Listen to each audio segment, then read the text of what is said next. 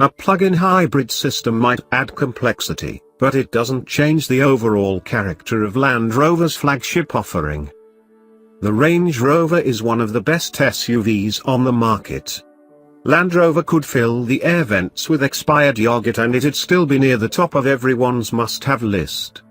You didn't think that adding a big battery and an electric motor would muck it up, did you? Luckily for well-heeled buyers everywhere, Land Rover did exactly that. The battery, not the yogurt, and I'm happy to report it doesn't mess with the Range Rover's character one bit.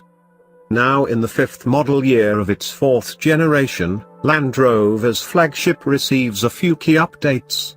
Aesthetics are largely unchanged, save for a new set of LED headlights that we don't get in the US due to draconian lighting regulations, a new grille and a new rear bumper with integrated tailpipes.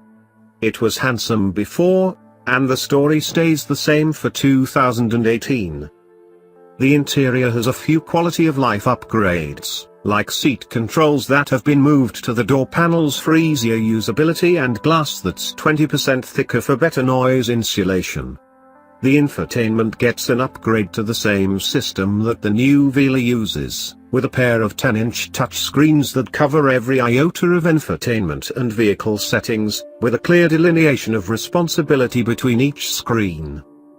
What brings me to the English countryside, though, is the introduction of a new plug-in hybrid variant. With a 13.1 kWh battery shoved in the back and an electric motor integrated into the gearbox. This powertrain puts out a net 398 horsepower and 472 pound-feet of torque. With 31 miles of all-electric range on offer, the Range Rover P400e will go for quite a while before its 2.0-litre gas engine needs to kick in. When it's sneaking around, a front-mounted speaker makes a noise like a quiet vacuum cleaner to prevent the blind from ending up inside the grille, which is where the plug is located, by the by. The P400e can operate in F-only mode at speeds up to 85 miles per hour, at which point the gas engine kicks in because it's the more efficient way to move down the road. There's a mode for holding the battery's charge level until you need to use it, or you can just let the computers do their thing. The only caveat is you can't use F-only mode in conjunction with the Range Rover's low range during off-roading. The Range Rover F lives up to every other Land Rover's nigh legendary off-road capability. Multiple off-road modes are available, adjusting how and when the differentials lock as you traverse mud, water and whatever else you can throw at it. My time in the dirt also includes testing the FF's damned impressive 35.4-inch wading depth, a success, and I didn't electrocute any fish, and its ability to handle deep, rain-soaked ruts, with aplomb. I don't think Land Rover would have released a FF range without it being able to handle stuff like this, even if a majority of its drivers may never once touch half these settings.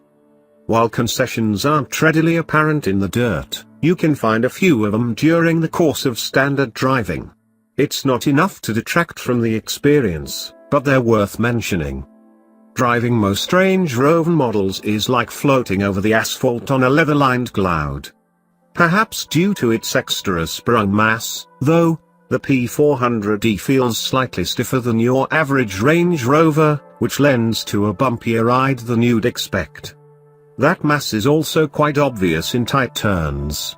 It feels a little more ponderous than your average Range Rover, so caveat emptor if your primary reason for scooping one up is its softness.